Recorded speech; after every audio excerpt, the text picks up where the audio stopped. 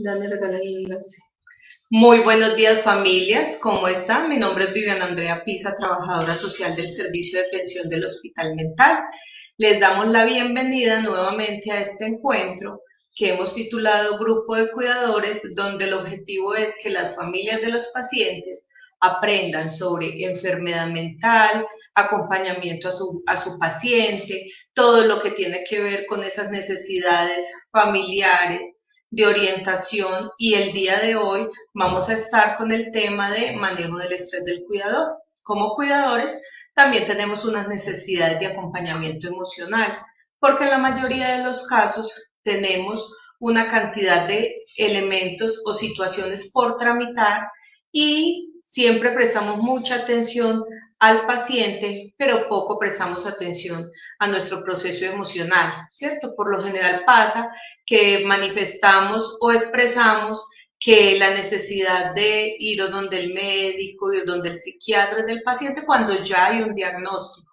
Pero es importante tener presente que en ese proceso de acompañamiento es necesario, es importante que los cuidadores tengan una salud mental y un bienestar emocional también de la mano del equipo de profesionales que hay en el área de salud, ¿cierto? Entonces, eso hay que tenerlo presente.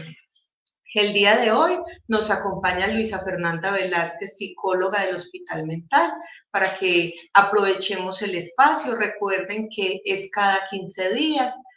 Pueden invitar a todas las personas que ustedes deseen, se conectan por medio del Facebook Live y el objetivo primordial es que no solamente aprenda el principal cuidador sobre enfermedad mental, sino que todo el grupo familiar se capacite y conozca acerca de todo este proceso de acompañamiento tan necesario para el paciente. Listo, recuerden diligenciar la asistencia. En la asistencia nos aparece qué personas son que están hospitalizadas, y en el caso de que no estén hospitalizadas, por favor nos colocan que hace parte de consulta externa porque es el seguimiento del acompañamiento que les hacemos. Listo. Bienvenida Luisa, muchas gracias por el acompañamiento. Te dejo aquí en este espacio. Buenos días, gracias Viviana. Gracias como por esta invitación. Buenos días a todos, gracias pues como por participar del espacio, el cual siempre es pensando pues como en los pacientes y en sus familias. El día de hoy entonces vamos a hablar del tema de manejo del estrés del cuidador. Mi nombre es Luisa Fernanda y yo soy psicóloga. Bueno, las preguntas las pueden ir haciendo y al final pues las revisamos y las vamos contestando. Entonces lo primero es definir qué es un cuidador, ¿cierto? Es saber a qué le llamamos cuidador cuando sabemos que una persona es cuidador. Entonces cuidador es todo miembro, toda persona que se encarga de prestar cuidado a otro ser humano. Esta persona que lo realiza puede ser de la familia o no puede ser de la familia. Puede tener una remuneración económica o no puede tener una remuneración económica. Generalmente, ¿qué implicaciones tiene ser cuidador? Es invertir grandes cantidades de tiempo y energía en actividades que demandan mucho, tanto desde lo físico como desde lo emocional, lo social y hasta lo financiero. Implica también modificar la vida para hacer tareas especiales que generalmente requieren sobrecarga, preocupación y estrés. ¿Cómo que modificar la vida? Muchas veces las personas para ser cuidadoras requieren, por ejemplo, muchas dejar de trabajar para dedicarse al cuidado de la persona. Dejar a un lado la vida social, cambiar ciertas rutinas que las personas hacían, modificar ciertos hábitos. Muchos también, por ejemplo, estudian y dejan de estudiar porque se tienen que dedicar al cuidado, ¿cierto?, de una persona, lo que, como hemos dicho, generalmente genera ciertas sobrecargas y preocupaciones. Y también la persona del cuidador constantemente se está enfrentando a decisiones que afectan la propia asistencia y la del ser querido. Por ejemplo, lo que decíamos ahorita, hay personas que trabajan y debido a una enfermedad o a una situación de un conocido, un familiar, se ven como en esa encrucijada de decir, bueno, yo sigo trabajando o esa persona necesita más del cuidado mío, necesito estar más ahí, necesito estar más presente, requiere de mis cuidados. Entonces son decisiones a las que el cuidador se tiene que ver como enfrentado en el día a día a tomar, ¿cierto? Y que a veces generan también estrés, sobrecarga, porque también a veces el cuidador asume la parte económica. Entonces, bueno, estoy con él, lo cuido, pero ¿y entonces cómo hacemos para todo el sustento económico? Entonces son también decisiones a las que a veces se ven enfrentados los cuidadores. O, por ejemplo, ofrecen un tratamiento, la persona que uno cuida está enferma, los médicos dicen hay que hacer tal tratamiento, hay que firmar un consentimiento informado, se explican las consecuencias, entonces el cuidador es como el que tiene también ese compromiso moral, esa responsabilidad de decir, bueno, accedo a que le hagan este tratamiento, no accedo, qué consecuencias tiene, qué beneficios va a traer, algunos tienen consecuencias o secuelas que también los mismos médicos explican. Entonces también el cuidador es el que se ve como con este tipo de, enfrentado a este tipo de decisiones y que en cierta manera también generan pues como cierto estrés, cierta indecisión, pero son también decisiones que tienen un compromiso moral y muchas veces ineludible para la persona. Bueno, dentro de los roles y las actividades que tiene el cuidador en su día a día, ¿qué implican?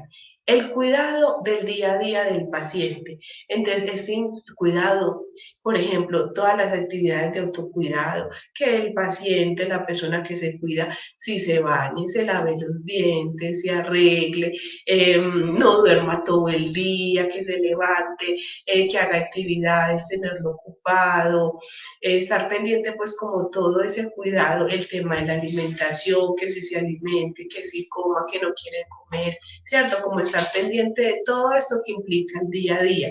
Supervisar los medicamentos, que si se los tome, sabemos que hay personas que son muy reacias o negativas a tomarse el medicamento, entonces el cuidador es el que le implica insistirle, supervisar que si se tomen los medicamentos, que si no se los quiere tomar, mirar estrategias para que se los tome, entonces también estar pendientes y que si se los tome en el horario adecuado y los medicamentos que son en ese horario. Los cuidadores también son los que acompañan al paciente al hospital, ¿cierto? A todas las citas, los pacientes pues citas de diferentes especialidades, muchas veces pedir las citas, acompañarlos a las citas, ir a pedir la medicación, también eso hace parte del rol del cuidador. Maneja las alteraciones del comportamiento del paciente. Eh, los pacientes y sobre todo pues cuando son pacientes con enfermedad mental, sabemos que muchas veces tienen cambios afectivos y comportamentales, entonces que no quieren cumplir las normas, en muchos casos cuando son niños, niñas o adolescentes, que no quieren cumplir las normas, que no siguen las instrucciones, que no obedece, que se ponen irritables, ¿cierto? Esto paciente de cualquier edad que tenga una enfermedad mental, que se pone irritable, que no quiere salir, que se estresa, que no se le puede hablar, que se le dice una cosa y se torna reactivo, impulsivo, grosero. Entonces son cambios afectivos y comportamentales con las que el cuidador se las tiene que ver en el día a día y que también obviamente esto va a generar una carga emocional, un estrés, no saber a veces cómo manejar esas situaciones.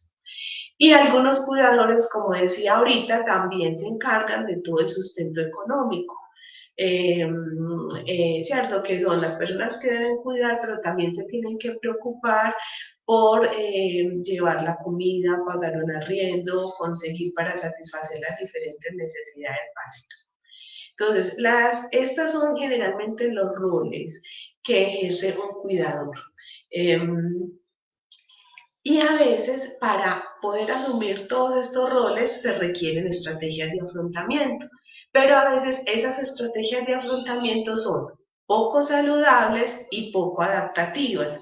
Y también muchas personas que se dedican a este rol de cuidador se olvidan muchas veces de sí mismo y a veces también se exigen más, se sobreexigen más de lo que ellos pueden dar, olvidándose de sí mismos y sin saber muchas veces que esto afecta tanto al cuidador como a su familiar. Y en este caso, cuando se tiene estrategias de afrontamiento inadecuadas, poco saludables, poco adaptativas, cuando el cuidador se olvida de sí mismo, se autoexige más de lo que puede, entonces ahí es donde muchas veces le da o empieza, digamos, a padecer lo que se denomina el síndrome del cuidador. Entonces, ¿qué es el síndrome del cuidador?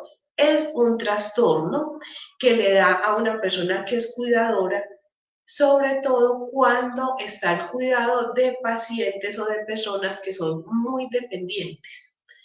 Y se caracteriza por un agotamiento físico, psíquico, dado por tener que afrontar situaciones para las que no se están preparados y que, digamos, consume todo el tiempo y la energía de la persona y que está sometida como a un estrés continuo y permanente. Es importante acá tener en cuenta que es para asumir un cargo a los que no estamos preparados, porque nadie nos prepara para ser cuidadores, sino que es algo que en la vida a veces nos exige, nos impone, como les decía ahorita, un compromiso moral ineludible y a veces uno no está preparado, como les decía ahorita. Los cuidadores se tienen que afrontar a esos cambios afectivos y comportamentales de los pacientes y muchas veces uno no sabe cómo, el cuidador no sabe cómo hacerlo, lo que también genera pues una sobrecarga emocional para la persona que lo cuida. Entonces, a esto es lo que llamamos el síndrome del cuidador. ¿Qué síntomas tiene este síndrome? Tiene síntomas físicos, psíquicos y sociales. Dentro de los síntomas físicos, cefaleas, dolores de cabeza muy permanentes, que antes no le daban de vez en cuando, ahora empiezan a ser de pronto más frecuentes, más intensos. Una sensación de cansancio, de agotamiento físico, muchas veces problemas a nivel digestivos, en el tema de colon, gastritis, reflujo, dolores crónicos, de pronto en la espalda generalmente, en el cuello, ¿cierto? Palpitaciones, el corazón a veces se acelera, entonces esto muy asociado a temas como momentos de estrés y de ansiedad, entonces el corazón se acelera, se siente la persona agitada y también temblores. A nivel psíquico, puede haber depresión, como una sensación también de tristeza, de aburrición, de no querer hacer nada,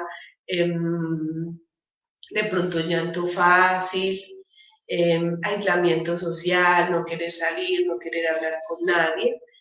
También síntomas de ansiedad, preocupación constante, sensación de angustia, a veces pensamientos muy negativos frente al futuro, creer que no se es capaz, ¿cierto? Con esa situación. Y también muchas veces se empiezan a presentar trastornos del sueño, que puede ser que la persona se demore mucho en conciliar el sueño, se acuesta y pasan horas y siente que tiene que dar muchas vueltas como para conciliar el sueño. eh, Como un insomnio de conciliación. También hay insomnio de mantenimiento, que es las personas se duermen, pero se despiertan muy temprano, duermen muy pocas horas, se despiertan a la madrugada, ya les demora mucho en volver a dar sueño, o muchos ya no son capaces de volver a conciliar el sueño, o empiezan a dormir o tener un sueño como muy superficial, muy blandito, se despiertan constantemente y al otro día sienten que no tuvieron un sueño reparador, que no se descansó, que se levantan igual de cansados a como se acostaron. Es trastornos del sueño como con este tipo de características. Y a nivel social también pueden empezarse a presentar muchos problemas a nivel familiar. Es importante también aclarar que muchas veces en las familias, aún siendo numerosas, siendo varios hermanos, varios hijos, generalmente la labor de cuidador empieza a recaer sobre una sola persona. Y esto empieza a generar también problemas familiares.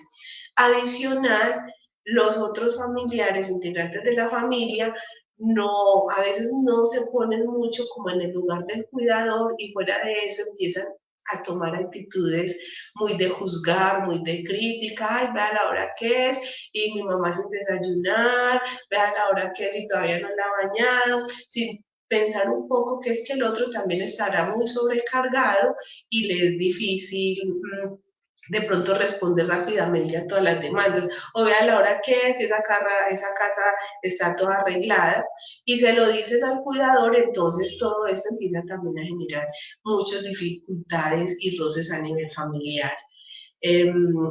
Aislamiento social, como les decía, el cuidador empieza a sentir que no tiene tiempo libre, que no tiene tiempo para él, que tiene dificultades también en lo económico. Esos son pues como algunos síntomas del síndrome del cuidador, desde lo físico, lo psíquico y lo social. Bueno, acá les quiero recalcar que el éxito en el cuidado depende del grado en que los cuidadores cuiden también de sí mismos, concedan tiempo y atención suficiente a sus necesidades propias. Eso es muy importante para evitar caer pues como en este síndrome del cuidador o en una alteración pues ya mental, física, cognitiva de la persona que cuida. En ciertos estudios se ha demostrado que las personas que son cuidadoras en relación a personas que no cumplen un rol de cuidador, de las cuidadoras, se enferman más, consultan más por problemas de salud, consultan más en los servicios de salud y con respecto a algunas enfermedades se demoran más en recuperarse de ellas, ¿cierto? Entonces es muy importante empezar también a pensar en esa persona que cuida. Para esto es importante fortalecer temas de autocuidado personal para la persona cuidadora, para el que es cuidador. El autocuidado implica todos los pensamientos y acciones que vayan dirigidas para el cuidado de sí mismo. Son tomar decisiones pensando en el bienestar, en su bienestar físico, psíquico y emocional. Y es de esta manera promover la salud y prevenir la enfermedad de la paciente, de la persona que es cuidadora. Para el autocuidado, ¿qué es importante tener en cuenta? Hay que tener conciencia que para cuidar bien, el cuidador tiene que cuidarse. Muchas personas creen que cuidar bien es salirse de sí mismas, descentralizarse de sí mismas, enfocarse solo y exclusivamente en la persona que cuidan, preocuparse solo por el otro. Y resulta que no, si uno no está bien, si usted no está bien, si el cuidador no está bien, no va a estar bien para la persona que cuida. Si uno está expresivo, si uno está ansioso, uno no va a tener buenos cuidados, buena relación, no va a saber tomar decisiones benéficas para la persona que usted está cuidando. Entonces, en cambio, si usted está bien, si usted está bien a nivel emocional, a nivel físico, va a estar bien para la persona que cuida. Entonces no podemos olvidar que ahí hay una relación de retroalimentación, una interacción. Si usted no está bien, no va a estar bien para cuidar al otro. Si usted está bien, va a estar bien para cuidar al otro. Con esa premisa hay que partir de que usted se tiene que cuidar para poder cuidar al otro, ¿cierto? De que usted se tiene que preocupar por usted y en la medida en que se preocupe por usted, está pensando en el otro, ¿cierto? No es como a veces se cree que entonces soy egoísta pensando en mí y no en el otro. Si usted está pensando en usted, está pensando en el otro. Si no piensa usted, no piensa en el otro. Entonces es muy importante esta primera premisa para el tema del autocuidado. ¿Qué otras actividades hacen parte del autocuidado? Organizar la vida cotidiana contando con los otros miembros de la familia de ser posible. Como ahorita les mencionaba, es muy común que aún familias siendo numerosas digamos, esa carga recaiga solo sobre un familiar. Es importante saber pedir ayuda, es importante hablar con mis otros familiares, redistribuir las cargas, ¿sí? Entonces, por ejemplo, si yo me voy a dedicar al cuidado de un familiar que requiere un cuidado, digamos, demanda de mucho tiempo, un cuidado del 100%, como dicen por ahí, 24/7, entonces yo necesito que otro trabaje y ayude económicamente, porque yo no me puedo descargar de las dos cosas, o cuido 24/7 o trabajo y tengo ingresos para mí y para el cuidador. Entonces, si yo cuido, otros deben encargarse, se puede distribuir, pagar los servicios, arriendo, la comida, ¿cierto? También que el cuidador pueda sacar tiempo para sí, que de pronto por lo menos un día a la semana otros familiares vengan y cuiden de esa persona para que el cuidador permanente tenga siquiera por lo menos tiempos libres, si no es posible un día a la semana, por lo menos mediodía, ¿cierto? Que pueda sacar tiempo para él. Entonces, poder reorganizar en lo posible con la familia para apoyarse en otros miembros de la familia. Es importante dejar espacio para sí mismo, realizar actividades de ocio y de esparcimiento, que la persona que cuida sienta que tiene un ratico para hacer lo que a él le gusta, ¿cierto? A todos nos relajan cosas diferentes, entonces que el cuidador le gusta hacer ejercicio, que sienta que en el día tiene tiempo para eso, o para ver televisión, o para escuchar música, o para hablar con alguien, ¿cierto? Que tiene tiempo para sí mismo. Cuidar de la propia salud, sacar tiempo para comer, para dormir. Muchas veces decimos, no, no, yo no puedo comer o 5 minutos a la carrera, me atraganto. No, comer es muy importante, llevar estilos de vida saludables para la persona que es cuidadora es fundamental. Si no se duerme bien, si no se come bien, el cuerpo no va a estar fuerte para asumir todo lo que implica ser cuidador, ¿cierto? Inmediatamente el cuerpo se debilita y con el cuerpo la salud mental también. Entonces, es sacar tiempo para mí. ¿Tengo que hacer mil cosas? No, pero tengo que comer. ¿Es la hora del desayuno? O sea, come tiempo para el desayuno. La hora del almuerzo, el tiempo para el almuerzo y la hora de la comida para la comida. Recuerden, como yo les digo mucho a los pacientes, la comida es la gasolina del cuerpo. Sin la comida, el cerebro no va a funcionar al 100, sin una buena alimentación, el cuerpo tampoco. Entonces, para poder afrontar el estrés y las demandas del día a día, el cuerpo nunca no te va a responder. Sí, y lo mismo si usted no duerme bien, dormir bien también es fundamental para tener una buena salud mental. Cualquier persona que no duerma bien, así no tenga un diagnóstico psiquiátrico, uno se enferma emocionalmente, se altera, el otro día se está irritable, se está cansado, ¿cierto? Eso puede llevar a estar grosero, alterado, o sea, eso de ahí se desprenden un montón de cosas, entonces es importante llevar estilos y hábitos de vida saludables. Adoptar posturas correctas a la hora de movilizar al paciente, sobre todo cuando son pacientes, cuando son personas que no son autónomas ni independientes, sino que hay que cargarlas para el baño, ¿cierto? Para vestirlas.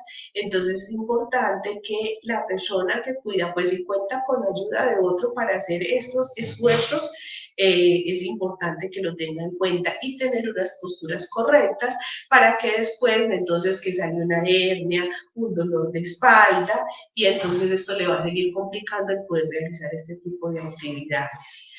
La administración del tiempo libre priorizando actividades. Evita situaciones de estrés por falta de organización. Eso es fundamental. Ay, que yo tengo que barrer, que tengo que trapear, que tengo que bañar, que tengo que hacer la comida, que tengo que hacer esto. Priorice. Porque hay un dicho que dice, nadie está obligado a lo imposible, ¿cierto? Entonces es muy importante usted decir, ay no, ¿qué es lo prioritario? ¿Qué es lo fundamental? Lo fundamental es la comida, bañarlo, eso es lo primero, que no se pudo barrer, que no se pudo trapear, eso, la casa no se va a caer por eso. Entonces es priorizar, priorizar y mirar qué es lo que usted considera lo más importante y ya lo otro si se puede hacer ese día, si no se va haciendo mañana, con tiempo, ¿cierto? Con despacio, pero no es querer hacer un montón de cosas que muchas de ellas pues ni siquiera son como una prioridad. Entonces priorizar es súper importante para bajar un poco el estrés y evitar sobrecargarse. Bueno, controlar la salud propia del cuidador, entonces es importante estarse haciendo chequeos médicos, si le mandan medicación para dormir, tomar su medicación, ser también juiciosos con sus propios chequeos médicos y con las recomendaciones que le dé el profesional o el tratamiento que le dé, es súper importante. Abstenerse de hábitos nocivos, evitar acudir al tema de las drogas. Muchas personas con el tema de las drogas como un escape, como una forma de relajarse, pero resulta que el consumo de drogas, así sean legales, es decir, licor, cigarrillo, también lo que hacen es generar otro tipo de complicaciones, muchas veces desestabilizar desde lo emocional, a veces el alcohol, posterior al consumo de alcohol pueden entrar bajones depresivos, ¿cierto? Empezar a generar una dependencia. Entonces ya con el consumo de drogas lo que se hace es empezar a sumar más problemas como el problema inicial, ya sea a nivel físico o a nivel emocional. Entonces tratar de no acudir al consumo de alcohol ni al consumo de cigarrillo. Bueno, y también es muy importante identificar las situaciones que generan más estrés para poder como empezar a darle manejo a estas. Bueno, el estrés. ¿Qué es el estrés? Hemos mencionado varias veces el estrés, que hace parte del síndrome del cuidador. Por ahí vi una preguntita, recuerden, las pueden ir escribiendo y las preguntitas entonces las respondemos al final, las vamos respondiendo al final. Bueno, el estrés mucha gente lo asocia con algo negativo, pero el estrés no necesariamente tiene una carga negativa. Es así como en el tema del estrés se diferencian dos tipos de estrés, el eustrés y el distrés. El uno es un estrés positivo y el otro, digamos, es un estrés negativo. El estrés es conocido como el buen estrés. Es un estrés saludable, positivo, que ayuda al crecimiento de la personalidad, a la adaptación, a los logros, a la autoeficacia, a nuevas habilidades, a desarrollar nuevas habilidades.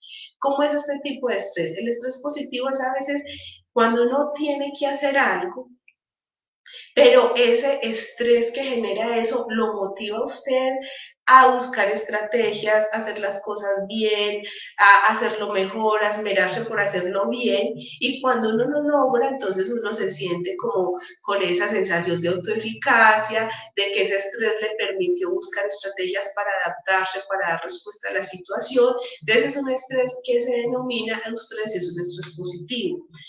Un ejemplo, por ejemplo, cuando uno va a empezar un trabajo nuevo y de pronto uno no tiene mucha experiencia en lo que va a trabajar. Es normal que uno esté como inquieto, que uno se estrese, ay, si me va a ir bien, yo sí seré capaz con esto, cierto, eso genera cierto estrés, pero ese estrés, si uno dice, no, entonces voy a llegar temprano, me voy a ir bien, voy a leer sobre el tema, voy a preguntarle a los compañeros, en la inducción yo voy a estar muy activa preguntando, ¿cierto? Es un estrés que te moviliza para mejorar, para buscar estrategias y que después con el tiempo uno dice, ay, sí, lo estoy logrando, yo creo que con este trabajo sí puedo, me está yendo bien, estoy respondiendo a las demandas, entonces genera cierta satisfacción, ¿cierto?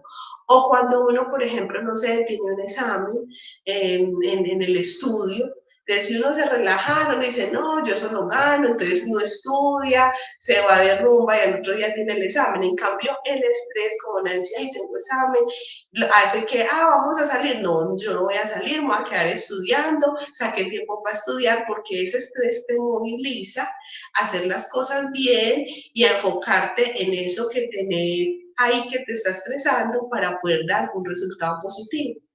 En cambio, el desestrés es más bien ese estrés que si no es saludable, Generalmente es dado por una tarea que no se desea, por una tarea que, no es que es desagradable, por una tarea que es difícil, que es prolongada, entonces ya es un estrés que en vez de movilizar, de generar adaptabilidad, ya lo que lo vas como enfermando aún, ¿cierto? Generando síntomas pues físicos, emocionales, como los que hemos hablado y también vamos a ampliar pues ahorita. Entonces es importante tener en cuenta eso.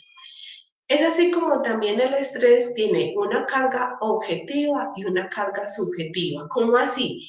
Una carga objetiva es lo que es tangible, observable. Claro, el estrés es porque, ay, sí, es que tengo muchas cosas para hacer. Tengo que hacer la comida, tengo que ir a trabajar, tengo que cuidar a los niños, tengo que ir por ellos, tengo que dejar la casa lista, tengo que dejar comida, tengo que dejar ropa, ¿cierto? Entonces, eso es lo objetivo, lo tangible, lo que realmente hay para hacer.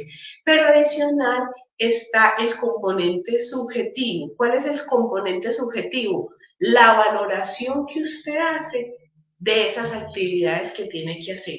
Entonces, por ejemplo, usted es un cuidador y si usted la valoración subjetiva que hace de ser cuidador es, ay no, acá estoy perdiendo mi tiempo, acá se me está yendo a mí la vida, no, yo sin trabajar, yo tuve que parar el estudio, ¿cierto? Entonces, esa valoración subjetiva que usted hace ayuda a que uno se estrese más y entonces se sienta frustrado, cargado o decir yo con esto no voy a ser capaz.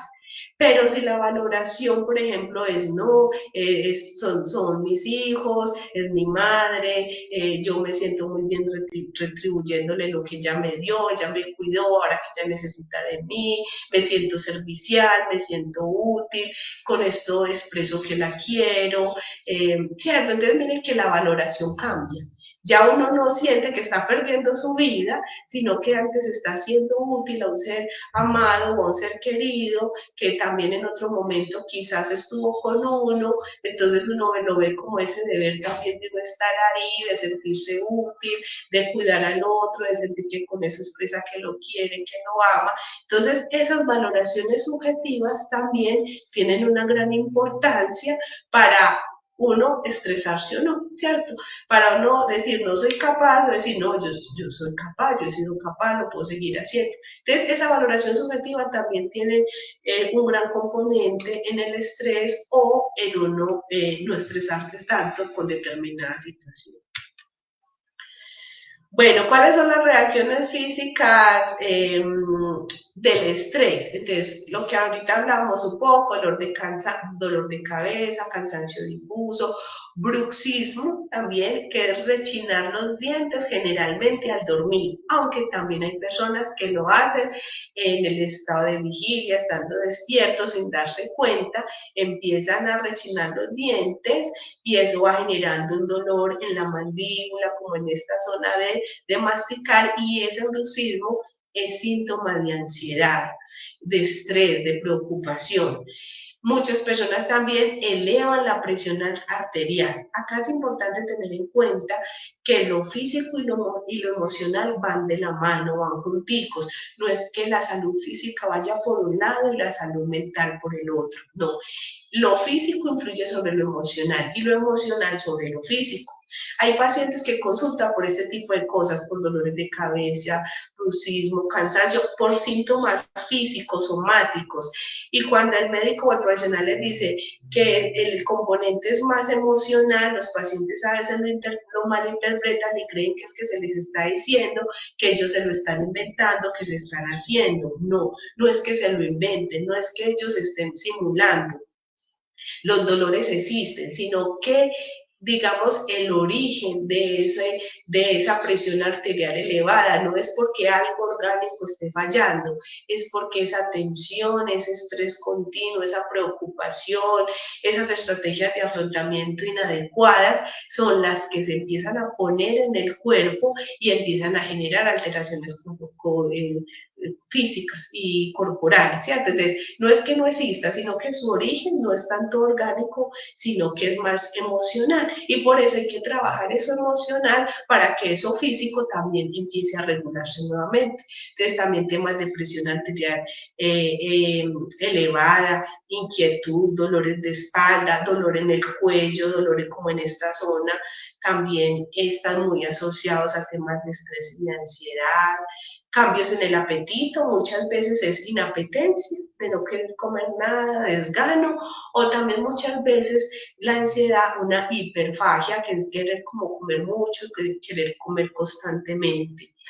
Lo que decíamos, sueño irregular, muchas veces también disminución del deseo sexual, disminución de la libido sexual, la persona a veces empieza a perderle gusto a las cosas que le han gustado hacer, que ha disfrutado, las actividades que ha disfrutado. También se asocia con temblores o tics. Bueno, a nivel psicológico también hemos dicho, entonces ansiedad, tristeza, muchas veces irritabilidad, sensación de inutilidad, lo que les decía ahorita, que como que está perdiendo su vida, como que no está haciendo nada con ella, falta de entusiasmo, sensación de no tener el control, de que no va a ser capaz, pesimismo hacia la vida. Una imagen negativa de sí mismo y a veces también las preocupaciones excesivas. A nivel como ya conductual está muchas veces, como les decía ahorita, se acude a las drogas, así sean legales, pero finalmente son drogas, el cigarrillo, el licor, empezar a fumar mucho, olvidos frecuentes. Los olvidos frecuentes no necesariamente están asociados a una demencia o a un trastorno cognitivo, sino también cuando se tiene depresión, cuando se tiene ansiedad, también se puede alterar la parte cognitiva y alterar el tema como de la memoria. Aislamiento, no querer hablar con nadie, no querer salir, eh, también influye mucho, ¿cierto? Y la pérdida de interés en actividades que quizá la persona antes disfrutaba y que de un momento a otro empieza como a no sacarle gusto, a no quererlo hacer. Bueno, ¿qué estrategias de afrontamiento hay? Entonces, ¿cuáles serían adecuadas? Les he dicho que el síndrome del cuidador se asocia mucho con estrategias de afrontamiento inadecuadas. Entonces, vamos a mencionar, como hablar un poco, cuáles serían las estrategias de afrontamiento adecuadas. Porque el afrontamiento, los métodos de afrontamiento influyen mucho en el tema de la salud física y mental del cuidador y también ayuda a que tenga más eficacia como cuidador. Entonces, hay estrategias centradas en el problema y estrategias centradas en la emoción.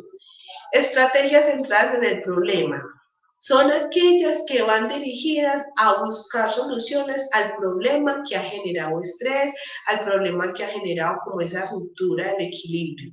Entonces, son todas aquellas acciones que van dirigidas a cambiar esa situación estresante. Entonces, por ejemplo, ahorita les decía, no, yo tengo que trabajar, dejar comida lista, lavar ropa, dejar, hacer un montón de cosas, hacer vueltas, ir por aquello, ir a mercar, ¿cierto? Un montón de cosas. Entonces, una estrategia centrada en el problema, es decir, bueno, no, a ver, yo tengo esto para hacer, hago la lista, yo digo, esto no lo tengo que hacer hoy, esto no lo tengo que hacer hoy, esto sí hay que hacerlo, esto hay que hacerlo, y empezar a priorizar. Ahí es como una estrategia central del problema. Entonces, ¿qué me está estresando? Que tengo que hacer mil cosas. ¿Qué voy a hacer? Bueno, ¿cómo hago para cambiar eso? Ah, bueno, ya no tengo que hacer mil cosas, sino tengo que hacer menos cosas, ya me siento en capacidad de hacerlas, que sí voy a tener tiempo, entonces el estrés baja, ¿cierto? Ay, que este paciente que últimamente está muy irritable, está muy grosero, ha tenido cambios afectivos, comportamentales, eso me está estresando. ¿Qué voy a hacer? ¿Qué decisión tomo? Ah, no, yo lo voy a llevar por urgencias. ¿Cierto? Me voy a llevar por urgencias porque está muy alterado, está muy grosero, está dañando las cosas de la casa, me está tirando, me está agrediendo, yo voy a ir porque le estoy dando el tratamiento y aún así el paciente está así, entonces para que el psiquiatra me lo reevalúe, le cambie el tratamiento o si considera que lo debe hospitalizar, entonces es como pensar en soluciones. que me ayuden a cambiar eso, ¿cierto? Ay, que aquel familiar que llama, que me hace reclamos, que aquel me hace sentir mal, que no hace sino decirme cosas. Bueno, entonces tomo la decisión de distanciarme de esta persona, ¿cierto? De poner límites. Entonces es todo aquello que vaya como a solucionar o acciones que te permitan cambiar la situación, ¿cierto? O modificar o tomar pues acciones para esto. En cambio, las estrategias de afrontamiento centradas en la emoción son aquellas que van más dirigidas a regularse emocionalmente, a tener una respuesta frente al estrés de una manera más adaptativa, con el objetivo de disminuir el impacto emocional y negativo de ese factor estresante. Dentro de estas estrategias centradas en la emoción incluyen el tema, por ejemplo, de la aceptación. A veces las personas pelean con cosas que no se pueden cambiar, ¿cierto? Por ejemplo, ay, pero a mí porque me tocó esta vida, y a mí porque me tocó cuidar a mi mamá, y porque ella tuvo que enfermar, entonces empiezan a pelear con cosas que no se pueden cambiar, ¿cierto? Con cosas de que, pues, la enfermedad de la mamá, pues si la mamá tiene la enfermedad, o el hijo me salió con una enfermedad, tiene la enfermedad, ya eso no se puede cambiar, ya hay un diagnóstico, ya está enfermo, y pelear con eso es usted estresarse y desgastarse con algo que no va a cambiar. Entonces es aceptar, es decir, ah, bueno, ya mi hijo está enfermo, mi mamá está enferma, es a mí a la que por ahora me toca enfrentar esta situación. Entonces eso también baja mucho, se autorregula uno más. Cuando uno acepta cosas con las que no vale la pena pelear porque no está en manos de uno poderlas cambiar. Entonces ya cuando uno lo acepta, la resignifica, es mucho más llevadera y ese estrés puede bajar muchísimo, ¿cierto? Y esto va también muy de la mano con la reevaluación positiva, que es lo que les hablaba ahorita. Recuerden que el estrés tiene un componente objetivo y uno subjetivo, y el subjetivo está relacionado con esa valoración personal que yo hago de la situación. Entonces es empezar a cambiar esa valoración positiva, ¿cierto? Bueno, no, con esto, bueno, estoy siendo útil, acá yo no estoy perdiendo mi vida, estoy cuidando de un ser que yo quiero mucho, ¿cierto? Es como empezar a mirar esa situación estresante desde un punto de vista, darle una valoración subjetiva, que eso también le permita a usted vivir más tranquilo como con esa situación y ese estrés empiece pues como a bajar. Y también hay estrategias centradas en la emoción que van mucho en el tema del autocontrol, ¿cierto? ¿Cuáles serían estas como del autocontrol? Llevar un diario de registro. Bueno, entonces yo digo varias alternativas, como siempre les digo a los pacientes, no a todo el mundo ni nos sirve ni nos gusta lo mismo. Entonces uno da como un abanico de opciones y la persona, según sus gustos e intereses, pues dice, ah, bueno, esto me sirve, esto no, ¿cierto? Entonces, una cosa importante es, por ejemplo, el tema de escribir. Ahora, hay personas que no les gusta escribir, entonces, bueno, no sería una opción. Pero para que les gusta escribir, permite a veces simbolizar, poner en palabras eso que uno está sintiendo, pensando, ayuda muchísimo a tramitar y a descargar, ¿cierto? Y a canalizar esas emociones. Escribir o hablar con alguien de confianza, ¿cierto? Sobre esa situación, me siento así, me siento así, ayuda muchísimo. Por eso también buscar espacios psicoterapéuticos con psicología es muy importante, porque es un espacio confidencial de escucha donde usted puede hablar y a partir de allí también mirar otras formas de evaluar la situación, otras estrategias de afrontamiento. Entonces, la escritura, hay personas que le ayudan muchísimo. Ah, yo es que eso después queda ahí, lo van a ver, lo van a leer. Entonces, si quiere, después de escribir, lo puede romper, lo puede quemar y lo bota. Si no quiere, pues que nadie lo quiere mirar. Cuando a la hora de escribir, como usted no está escribiendo una novela, no es nada por publicar, no está escribiendo una carta para nadie, sino que es algo, es un ejercicio más personal para simbolizar lo que usted está sintiendo. Entonces, usted no se tiene que preocupar con que esto quede bonito, pensar mucho lo que se va a escribir, sino lo que vaya saliendo, lo que vaya saliendo, porque esto en últimas no es para nadie, entonces no es como pensar mucho lo que usted va a escribir, sino lo que vaya saliendo es un ejercicio que puede ayudar más que empezar como a hacer mucho filtro, es como ir escribiendo, que esto no tiene coherencia, no importa, escriba, escriba, y eso te puede permitir pues como canalizar un poco eso. Los ejercicios de respiración son fundamentales cuando uno está alterado, cuando uno está agitado. A veces el estrés hace que la persona empiece a temblar, que sienta como que el oxígeno no entra, como que usted se está ahogando, las palpitaciones aumentan y muchas veces entonces lo que usted piensa en ese momento es fundamental. Si usted dice, no, yo aquí me voy a morir, me voy a volver loca, a mí qué me pasa, eso va a hacer que esa reacción ansiosa antes aumente. Pero si uno dice, bueno, no, es que es la ansiedad, es el estrés, esto es pasajero, esto es transitorio, esto dura un ratico, empieza a hacer técnicas de relajación, no se concentra en los síntomas, ahí el corazón como que se va a salir, ahí está aumentando más, ahí estoy sudando mucho, no, ponga música relajante, empiece a ver un video de algo que le guste y pone su atención más en ese estímulo externo, relajante y no como en los propios síntomas que esté sintiendo cuando estamos hablando como de un episodio más de agitación por ansiedad, por estrés. La respiración es fundamental, entonces es respirar lento y profundo. Y como les muestro la imagen que están viendo, la idea es como llevar el oxígeno, el aire, a la parte superior del abdomen o a la parte baja de los pulmones, porque esta respiración es mucho más efectiva para relajarse. Usted toma aire, puede contar 3 segunditos mientras toma aire, 4 segundos, sostiene 4 segundos y suelta 4 segunditos y así lo repite en 4 segundos, ¿cierto? Así lo va haciendo y esto le va permitiendo que el corazón vaya bajando, usted siente que va respirando, que no se va ahogando y ha demostrado que esta respiración ayuda mucho pues como en los momentos de tensión. Entonces, eso también ayuda a autorregularse. El ejercicio físico también ayuda muchísimo. Muchas personas creen que hacer ejercicio físico es ir al gimnasio, levantar pesas. No, hay muchas maneras de hacer ejercicio. Entonces le dicen, ay, no, a mí no me gusta hacer ejercicio, pero porque tienen una concepción de hacer ejercicio, digamos, de pronto muy estrecha. No, hacer ejercicio es salir a caminar. Si a usted le gusta nadar, ir a nadar. Si le gusta montar bicicleta, salir a montar bicicleta. Ay, que yo no puedo salir porque en la casa, por mi rol de cuidador, no puedo salir mucho.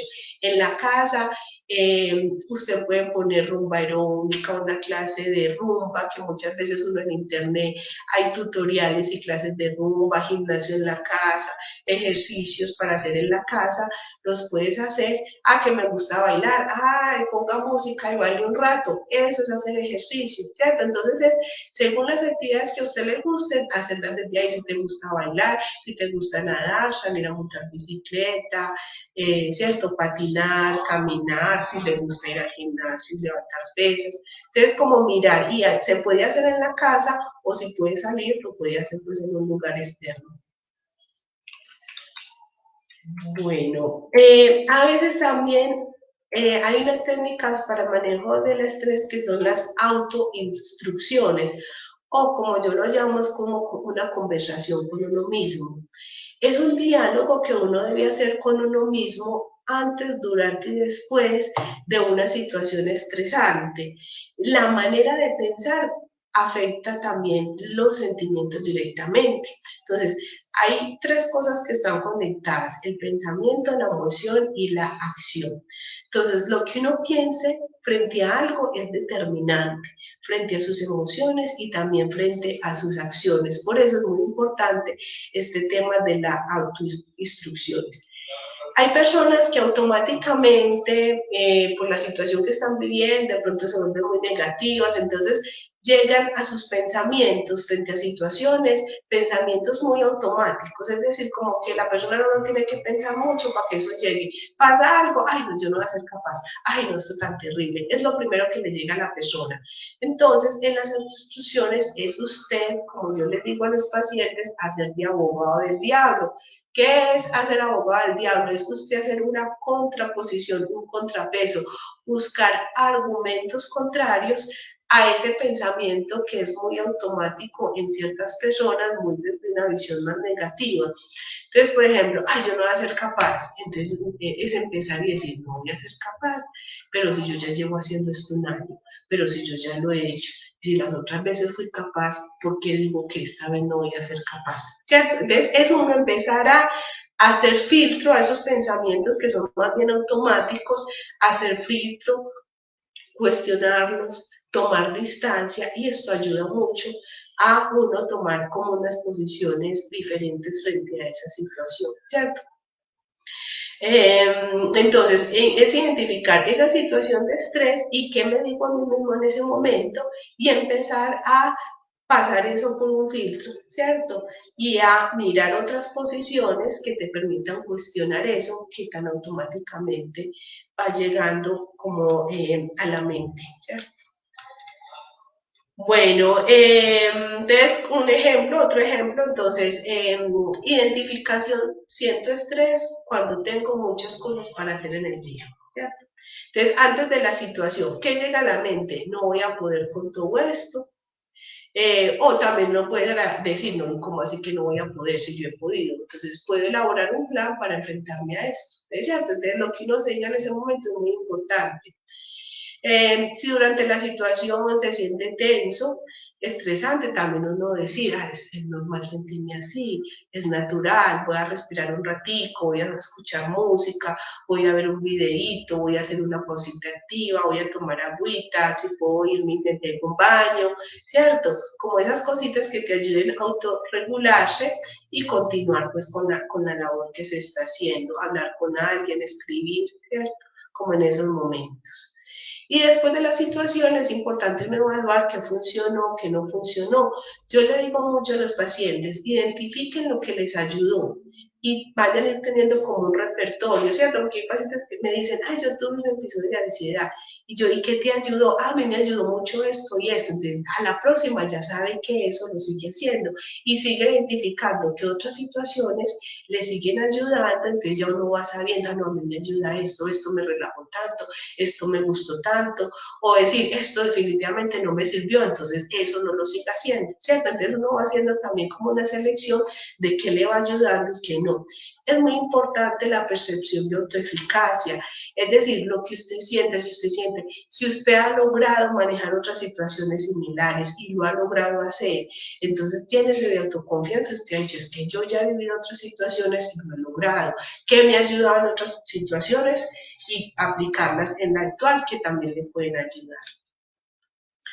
Bueno, y pues para ir terminando, estrategias de afrontamiento que no son adecuadas, que definitivamente es mejor no usarlas. Entonces, las emociones, reprimirlas, negarlas, ignorarlas, evadirlas, el fatalismo, esto es lo peor que a mí me pudo haber pasado, esto es muy horrible, la autoinculpación, que hay personas también, todos por culpa de ellas.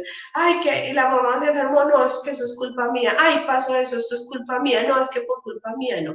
Uno la culpa muchas veces lleva a uno mismo castigarse, ¿cierto? Enfermándose, no viviendo bueno, por decirlo de alguna manera. Es uno no culpabilizándose, sino uno responsabilizándose, que es diferente. Entonces, si hay algo que uno dice, bueno, esto influyó, yo influí para esto, entonces acciones reparadoras, es uno responsabilizándole, que es muy diferente a estando culpabilizándose, porque uno con la culpa no logra nada, o lo que logra es enfermarse más. Reprimirlas, negarlas, es negar, no es negar que uno está estresado, no, el estrés, la ansiedad, hay que aceptarlos, identificarlos, reconocerlos, para poderlos manejar. Uno, a lo que uno no le da lugar, entonces uno no logra manejarlo. Entonces, si uno niega, si uno evade, si uno logra decir, no, a mí no me está pasando esto, no pasa nada, ¿cierto? Entonces, eso también va a hacer que uno no tenga buenas estrategias, que esas emociones queden activas, ¿cierto? Y que generen otro tipo de alteraciones físicas y emocionales. Insisto, no acudir a las drogas para manejar las emociones. Hay otras maneras de uno relajarse, hay otras maneras de usted manejar el estrés. Estas, digamos, no son opciones. Realizar conductas autolesivas, muchas personas cuando están en estos momentos que se cortan, se golpean, se aruñan, ¿cierto? Como que dirigen eso hacia sí mismos o se vuelven agresivas. Entonces, el estrés, muchas personas como que dirigen esa agresividad, esa impotencia hacia sí mismas, haciéndose daño o hacia el otro, ¿cierto? Entonces se vuelven o auto o heteroagresivos. Entonces, no, las emociones se pueden manejar sin hacerse daño a uno y sin hacerle daño al otro, ¿cierto? Buscar como otro tipo como de estrategias, un poco las que hemos hablado, que te permitan canalizar eso. Tratar de no alejarse de los amigos, que no pueda dedicar el mismo tiempo es otra cosa, pero para eso también está el uso de las tecnologías, entonces yo no puedo salir a encontrarme con ellos, entonces por WhatsApp, llamadas, videollamadas, pero trate de no alejarse, trate de no dejar de hacer las cosas que a usted le gustan, trate de no alejarse ni de los amigos ni de los seres queridos. El apoyo social en momentos difíciles es fundamental. Hay estudios que demuestran que cuando las personas están en un momento difícil y tienen apoyo social, son mucho más receptivas y tienen un impacto más positivo en su salud mental, a cuando uno se aleja de ellas, ¿cierto? Entonces son personas que se enferman más y que ven las situaciones con mucha más dificultad. Y también es evitar irse a los extremos, no minimizar ni magnificar sus emociones, ¿cierto? No es decir, aquí no pasa nada, yo no siento nada, pero tampoco es ir al otro extremo, esto es lo peor, ¿sí? Sino que darle como ese lugar adecuado, ni minimizar ni magnificar. Bueno, entonces esto era pues como lo que les tenía hasta hoy para trabajar este tema. Espero que sea, pues haya sido un tema pues como de gran aporte para ustedes. Recuerden, cuidadores, lo más importante y el mensaje que quiero en general que les quede también es que para usted cuidar bien del otro, debe primero cuidarse a sí mismo. Bueno, aquí ya está Viviana, no sé si hay preguntas, Vivi.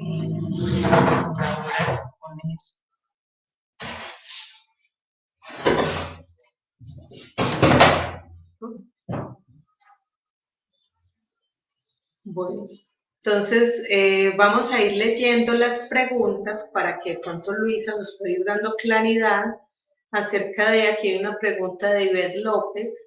Debido al estrés que manejo como cuidadora, en ciertas ocasiones me descontrolo y lo agredo. Listo, voy a irle dando paso entonces a Luisa para que nos dé un poquito más de claridad en ese sentido. Bueno,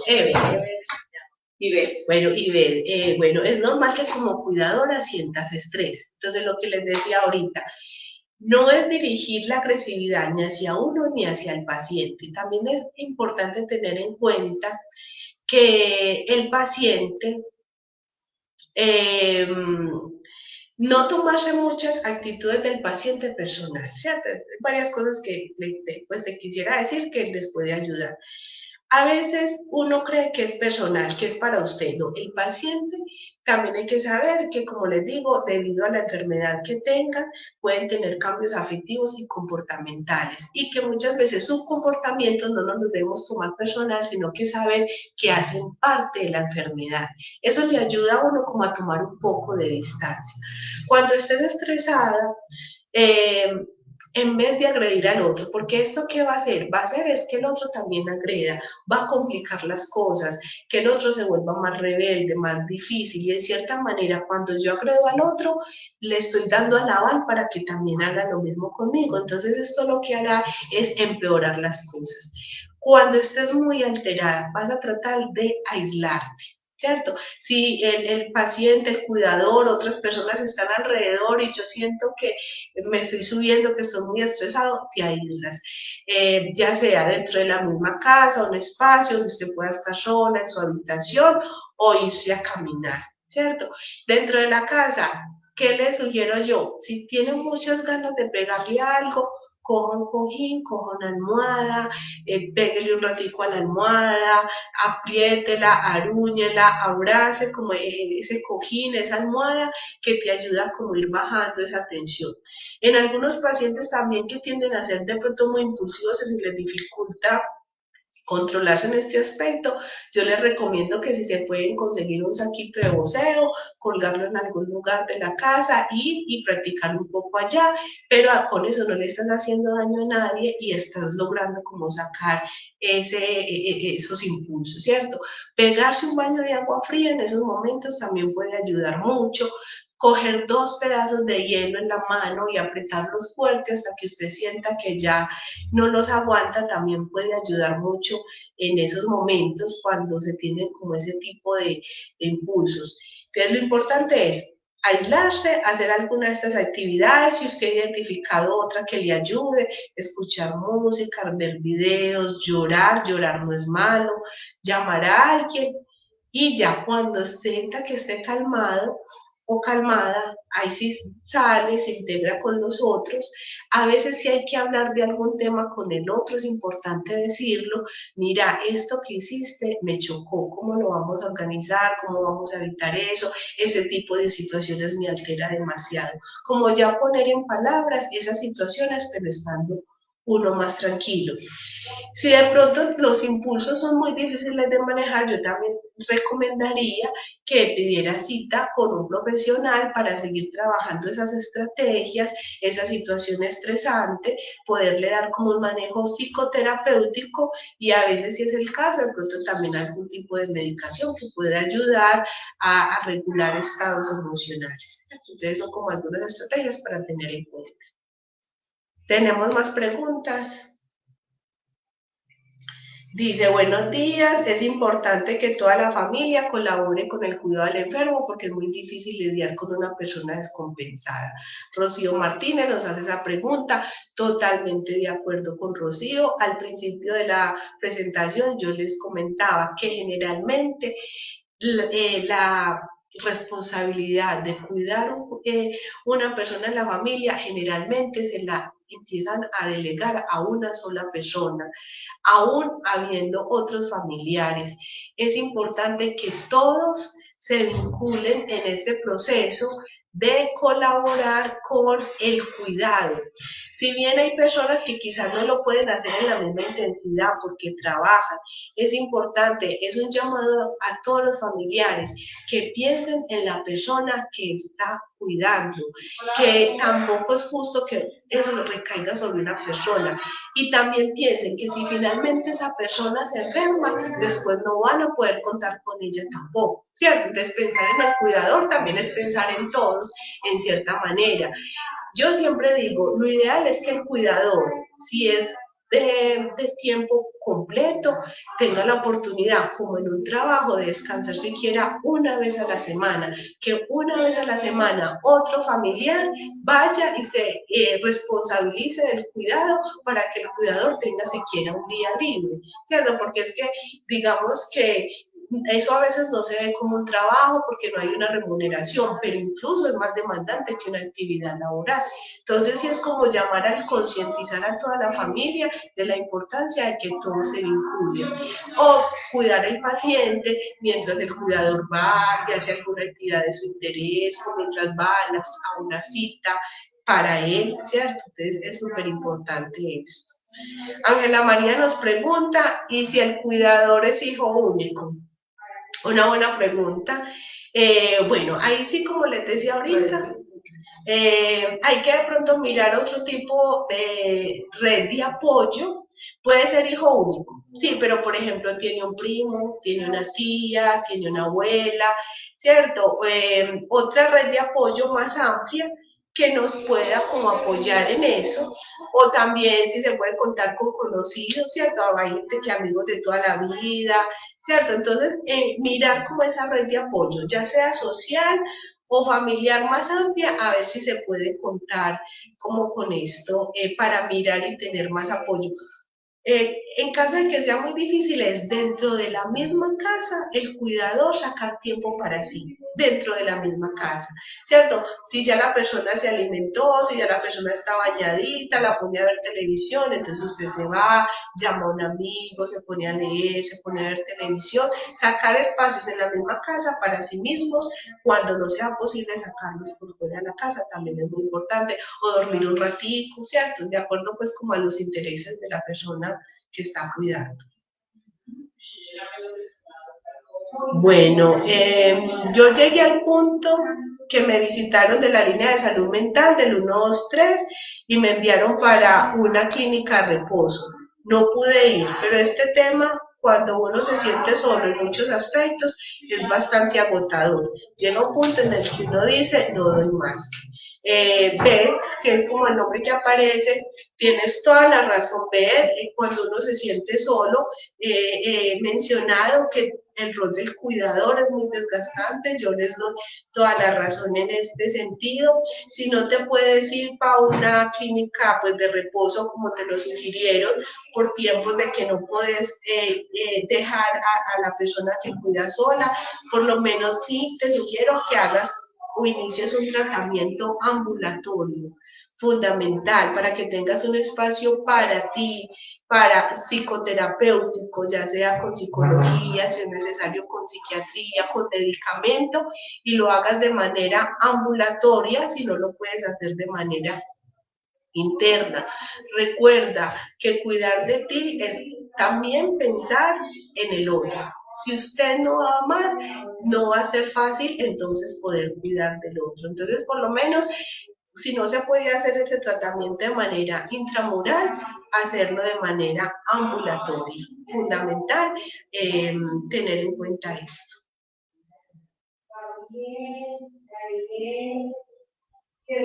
Bueno, Álvaro Nieto Forero nos cuenta, permitir a la familia dar una mano. Una reunión familiar puede ayudar a organizar los horarios de todas las personas para que el cuidador pueda tomarse descanso con regularidad. Muy de acuerdo, Álvaro, ¿cierto? Siempre es importante que el cuidador esté manifestando también las dificultades a la familia, ¿cierto? Saber pedir ayuda. Y esta sugerencia que nos da Álvaro, fundamental, poder hacer reuniones para poder integrar al otro, ¿cierto? Y que el otro pueda estar ahí, porque es que una sola persona, también habiendo otros que puedan ayudar, es pues es injusto y es recargar a una sola persona.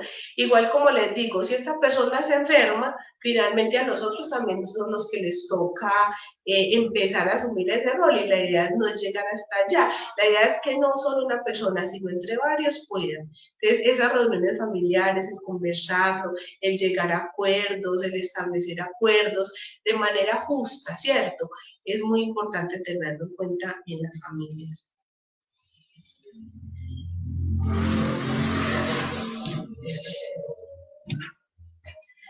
Bueno, familias, muchísimas gracias por su participación.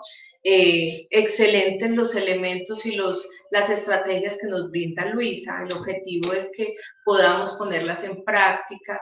A veces la saturación de responsabilidades se nos va volviendo una bola de nieve y esa bola de nieve finalmente nos puede ocasionar desarrollar o que se detone un síndrome del cuidador, que la idea es no llegar allá, ¿cierto?